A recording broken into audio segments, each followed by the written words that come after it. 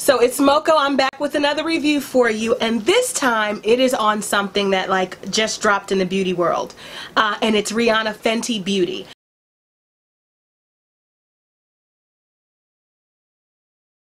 So you guys know I am a very hard sell. I've got access to some of the most prestige beauty brands, and so when I heard Rihanna was coming out with a makeup line, I'm a little curious. So what I did is I went into Sephora, and she does have 40 beautiful colors, and what I liked is that it went from the lightest, the fairest tones that you can see to some of the darkest shades that I've seen.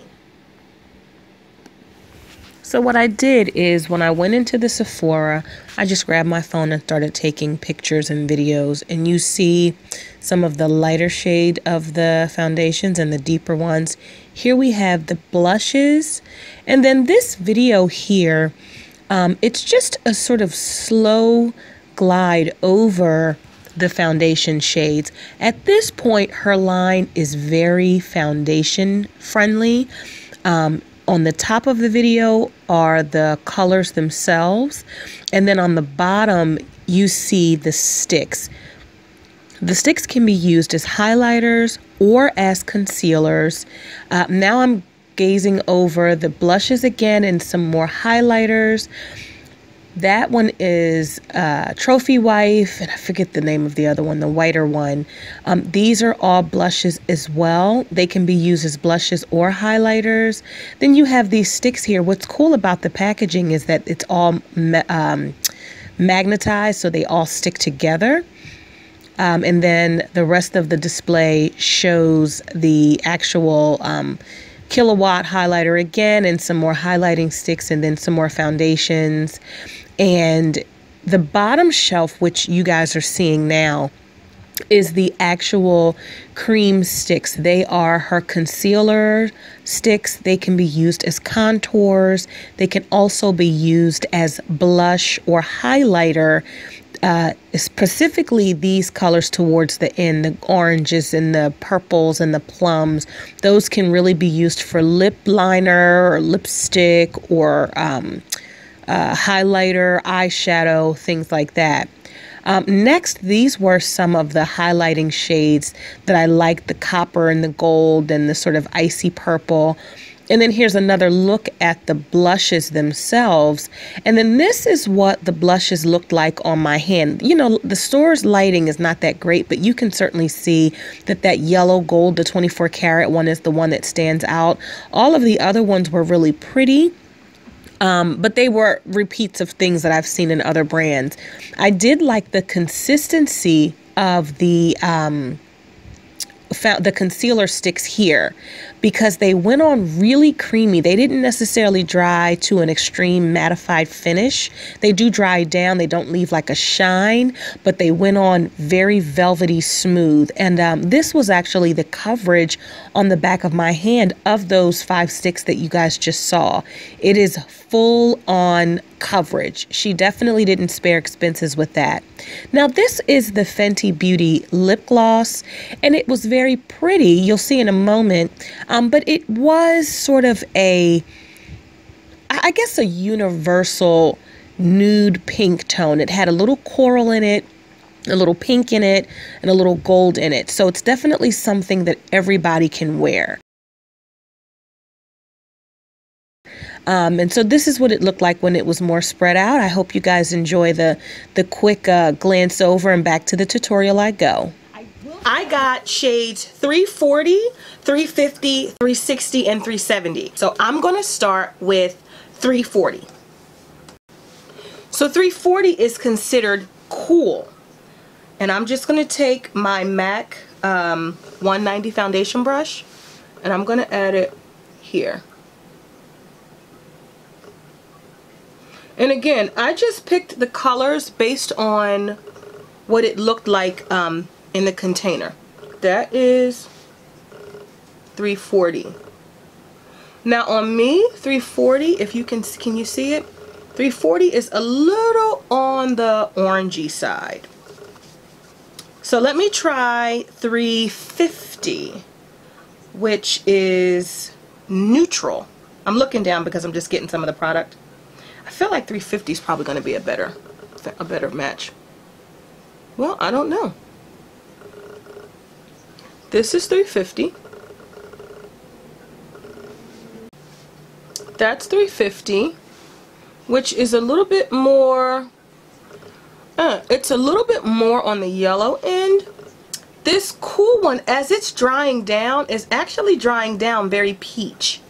This 350 is drying a lot closer to my natural skin tone.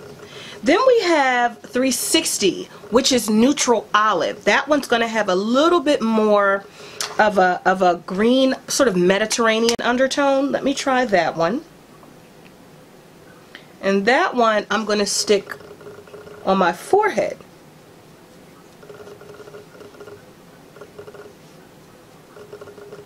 Huh. That's neutral olive, which, to be honest with you, the neutral olive is fitting me a lot better than the other ones are. Okay, because now as 350 is drying, it's drying much more warm and kind of orangey. 340 is very, very kind of cool peachy, I guess. Hold on a second. I decided to shift the lighting around a little bit because I felt like it was really glaring out the color. So like I was saying, this side, this 340 is very peach. This side is on the more orange spectrum. Let me see if I can get you to see it. More orange spectrum. But the neutral 360, the one that I thought had more green in it, is actually matching my skin the best. Well, the neutral olive is what it was called. And then I'm going to try 370, which I feel like is probably going to be a little bit too dark. Let me do 370 down here.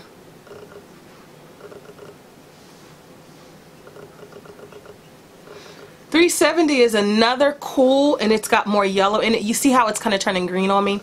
So to be very honest, although all four of these colors could match my complexion if I shifted with concealers and whatever, the 360 is actually the best option.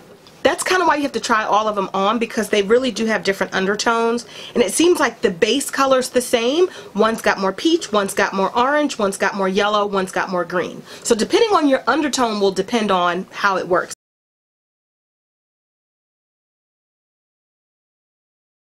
So Trophy Wife is her sort of premier highlighter. The other highlighters were pretty. They did have some coral tones, which you saw earlier, and some soft pink tones, but they weren't anything like so new. Becca has some that are similar. NARS has some that are similar. The finish of them they were all very like buttery soft, so I could absolutely see applying them and it just kind of glides on. That part I did like, but the colors were not necessarily colors that I hadn't seen before, except for Trophy Wife. I've actually been looking for a golden gold highlighter powder, and again, I didn't have the what do you call it? The palette, because it was already sold out. So what I did is I scraped a little bit in this container, and I want to well, you already saw the tester when I showed the video earlier of how bright it is, but I didn't try it on my skin. So now I'm going to try it on my skin. I'm just going to use that much. And I'm kind of scared because I feel like that's a lot. But I do like it. It's very yellow gold, which for a brown girl is amazing. We always tend to get these taupey highlight colors or white gold, which, you know, we can rock, but yellow gold is always the one that seems to stand out better on our skin. And this is beautiful. It does have some glitter in it. Like, it does have some sort of chunkier glitter. But, I mean, that is like a high beam right there. Mind you, I don't have any other makeup on except for the foundation and this. It is very glittery. I could see how it would be super reflective. Sorry. Just gonna stick a little bit on my nose here. I mean, it's gorgeous. It really is, but I don't know if you're like a working woman, I don't know if I would wear this to work because it is so reflective. It's like, look at that. That's like super pretty. It really is very, very, very pretty. Very pretty. So if I had like a full bead on, like that would be beautiful. It is very pretty. Let me stick it under my brow. Yeah, I like how yellow 24 karat gold it is. I do like that a lot.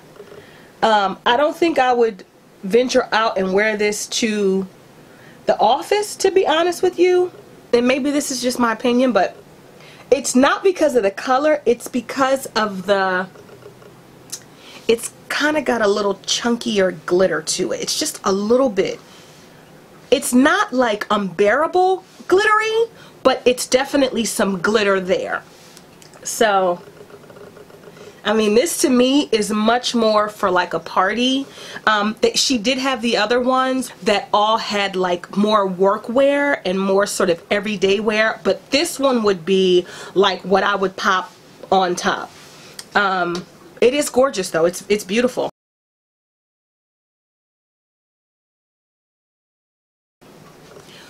My final professional thoughts are that it is a very pretty and clean foundation. It doesn't have a heavy feel to it. Like, I'm touching my skin and I still feel my skin. I don't have product on my hand. So that I like also, that it doesn't seem like it's going to transfer very easily. So it does feel really like my skin can breathe. That I like too.